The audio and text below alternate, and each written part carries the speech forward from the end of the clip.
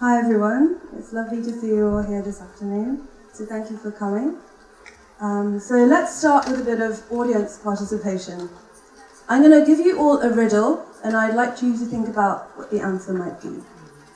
So listen carefully. A father and a son are in a car crash on the highway, and they get terrible injuries, and they both need surgery, so they'll rush to hospital.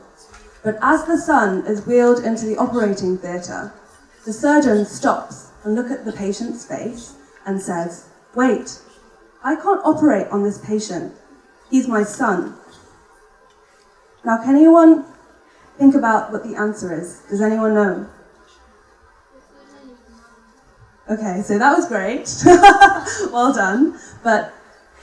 So I don't know if anyone heard. So the surgeon was his mother. And I first heard this riddle when I was 16 and I was applying to medical school, and my dream was to become a female surgeon, but I got this riddle wrong, and so did all of my classmates. And if you hear about this riddle all around the world, it's been researched in academic studies, it's been asked in informal questionnaires, and each time more than 80% of people get it wrong. They assume that the surgeon must be a man, and they don't guess rightly that the surgeon was the boy's mother. So why is this? Why do we usually assume that surgeons are men? And why is it natural to assume that surgeons can't be women? Why is it the last answer expected that the surgeon was the boy's mother? Why is it that we have these gender biases and assumptions? And this comes from people of all backgrounds, whether they're male or female, whatever race or whatever background. Why is this? And I think the answer lies in society and statistics. Back in 2010, Sheryl Sandberg gave a talk for TED. She was the COO of Facebook. I don't know if many have heard it before. It was called "Why We Have Too Few Women Leaders." And in it, she talked about how less than 20% of those in the corporate sector at the very top are women. But fast forward 8 years, this year in 2018, and less than 11% of surgeons in the UK are women. So that's about 1 in 10 surgeons that are female. We can hear about the fact that there are increasing numbers of women in certain career sectors, for example, healthcare or education. But still, there are career paths where there are still bastions of male dominance, especially at the very top. And this might be because work-life balance becomes increasingly difficult as you progress upwards. And certainly for surgery, there are too few female surgeons. So what did this mean for me and my career? So when I was 16, I heard that riddle. And let us fast forward 9 years. So I'd finished medical school, and I was in my second year as a doctor, working in surgery. My work was exciting, dynamic, fast-paced. I did night shifts and long day shifts, and I was so busy during my shifts that I often didn't have time to eat or even go to the bathroom, and I had no time to sit down and rest. It was hard, but I loved it because I was following my dreams, and I was so excited to be there. However, what about those female surgeons at the top? What about my seniors? The statistics are true, and there were very few female surgeons. They were mostly men, and it was stereotyped like you see on TV. So, a bit of a boys' club, they would go for drinks after work, they would hang out together. And there were very few women at the top. So I looked at the few female surgeons that were there, and I wondered, could I be like them? Was it impossible for me? Because as I looked at them, it seemed that most of them were either alone, or if they had a partner or children, they just had no time to see them and spend time with their family because work was so strenuous. And I despaired for my future, and I thought about whether I was strong enough to make those sacrifices. But then I went back and I thought about where I was then. I didn't even have to think about the future because there were so many problems in the present day. Those assumptions from that riddle that I had made, I was experiencing them personally on a day-to-day basis. So today I thought I would share with all of you some stories about my experiences with gender biases and assumptions, and some lessons that I learned from them. So, let us picture a typical surgical night shift where I was at work. At about 1 a.m. in the morning, perhaps I'd be called to the emergency department to see the 10th patient of the evening. Maybe it's an elderly male gentleman coming in with abdominal pain. So this is a typical case that we would see in surgery, and something I'm quite confident about doing, as I'd seen it so many times before. I would introduce myself to the patient, ask him some clinical questions, perform an examination, and order the relevant tests, so blood tests, X-ray, and so on, and prescribe the right medications for him, and then explain everything that I had done. But for this patient, before I could explain what I wanted, and before I could finish my sentence, he interrupted me and he asked me, "When will the surgical doctor arrive?" So can you guess why he asked that question? He had asked it because he assumed that I wasn't the surgical doctor. As a female Chinese staff member in hospital, he had assumed that I wasn't the surgical doctor. Despite everything that I'd done for him, that didn't matter. It didn't matter that I had a stethoscope around my neck, or that I had a badge here that said surgical doctor, or that I had examined, prescribed, investigated, and diagnosed his illness. All of that didn't matter, and he was blind to everything because of those assumptions that we talked about in that riddle. And this kind of thing happened to me at least once a day, whether from patients or staff members in hospital, and it came from people of any demographic. So, females, males, any race, patient or nurse.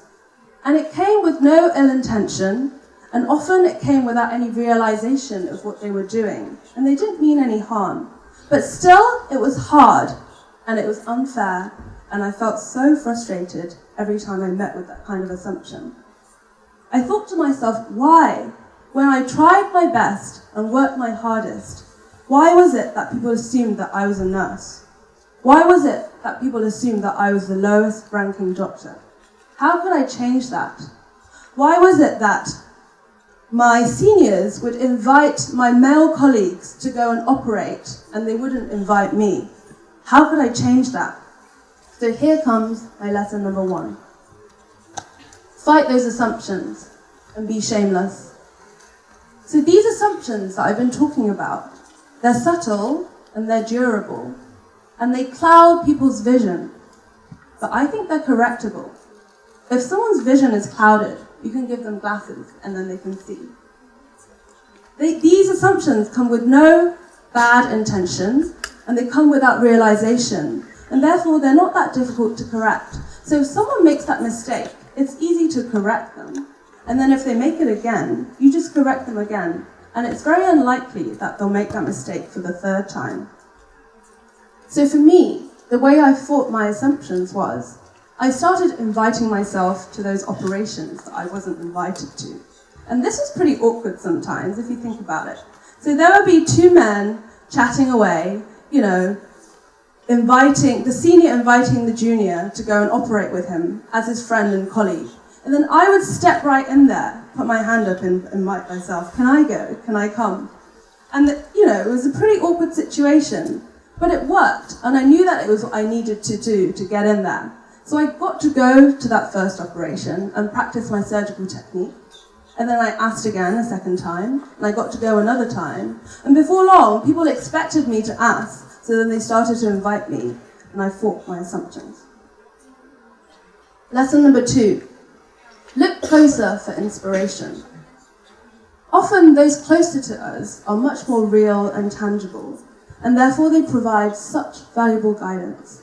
My own inspiration came from one of my female senior surgeons. And she inspired me in situations when she probably didn't even realize that she was being inspirational. And her small actions made such great impact on me. So for background, this particular inspirational female surgeon that I'm talking about, She was female and she was Indian, and so she shared many of the same gender and racial biases as I did, working as a surgeon in England. One night, I was working in a team of 3 with her and another doctor, and you can kind of picture the 3 of us. So there she was, much shorter than I am, Indian and female, and actually pregnant too, I forgot to mention this. She was 4 months pregnant and running around hospital, even with a big baby in her belly, working night shifts, pushing hard, and working very, very efficiently. And then there was me in the middle, a bit taller than her, Chinese and female, as the middle grade doctor, listening to her orders. And then there was the youngest, tall, white male doctor, the most junior member of the team, fresh out of medical school. So the 3 of us, differing in height, differing in gender, and differing in race. And we worked together. And we saw many, many patients that night because it was a busy shift, as it always was. Now, I don't know if any of you can guess where this story is going. So those same gender biases and assumptions that I've been talking about this entire time, of course they came into play. They came into play every time we met with a patient or with a hospital staff member. They would approach the tall, young, most junior member of the team, the white male, as if he was the boss, and look to him for advice on what to do and how to treat the patient. And they thought that my most senior female surgical doctor, who had been working for more than 15 years, was the most junior member of the team. And luckily, or unluckily for me, I was assumed correctly to be the middle member. Now, you might say this was a height bias rather than a gender or a racial bias. Or maybe the pregnant senior surgeon was glowing with pregnancy and looked very, very youthful, and that the youngest male doctor, fresh out of medical school, struggling with his new job, was looking particularly tired and haggard and older. But I think that's very unlikely. It's likely that those gender biases and those racial biases and those assumptions came into play when we worked together. However, my senior female surgeon treated each of these situations the same way, with the same patience and the same openness, and that was inspirational for me. I knew that she probably encountered such scenarios 1,000 more times than I had in all those years of experience working as a surgeon before me. But she would laugh the comment away, correct the mistake gently, and then get her job done. Even when one nurse assumed that my senior female surgeon was a medical student, and in one sentence stripped her of all her years of experience and her medical degree and her surgical degree, and I felt so frustrated and embarrassed for my senior. She treated that situation the same way. So that was inspirational for me. And that brings me to the 3rd lesson too. Get the job done and do it well. The only way you can show your worth is to prove it. And that female senior surgeon did that so well. Even when she was pregnant, even when she was tired, even though she faced those assumptions daily for all those years, she pushed through. She showed her skill. She worked hard. She ran along those hospital corridors just as fast as I did, if not faster, to get to see those patients and treat them on time. And she gained respect. And this might be the hard way, and this might be the long way, but it's absolutely the right way. Because at the end of the day, there's no point complaining about inequality if you don't show that you deserve that equality and that opportunity. So I try to do that in my own life, and I try to look for those opportunities, not just by inviting myself to those surgeries so that I could practice my technique and get better as a surgeon, but I would also practice at home. And I would buy bananas or oranges or fruit or any sponges or silly things like that, and I would get surgical kits from the hospital and I would practice at home, because I knew that that was the only way that I could show my worth, through my skill. So, in summary, 3 simple lessons. fight those assumptions, look closer for inspiration, and get the job done. And I know that these are simple and they're obvious, and lots of you might have heard of them before.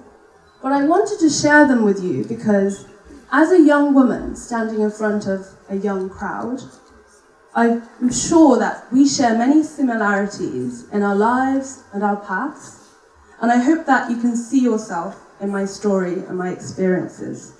And even though there's increasing amounts of dialogue about women in leadership, or empowering women, or as Sheryl Sandberg put it, to lean in and to sit down at the table.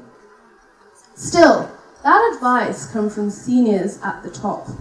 They've already made it, and it's been a long time since they stood in our shoes and stood in my shoes. So their advice seems rather distant for me and perhaps for you. But for all of us here, most of us are students, and we're still young, and we have so much time to grow and learn, and perhaps many of you feel that it's not quite the time for us to disrupt those numbers at the top. We're not quite ready to do that yet. But we can still stand our ground, and we can still anticipate the barriers as we grow on the way up, and we can still try to strive against the odds. And this is not to make big societal waves, but to fight for ourselves on a personal level. So I hope that all of the things that I've shared with everyone today apply to some of you, whether you're a student and whether you're a young woman, not just in surgery or male-dominated careers, but everywhere. Thank you so much.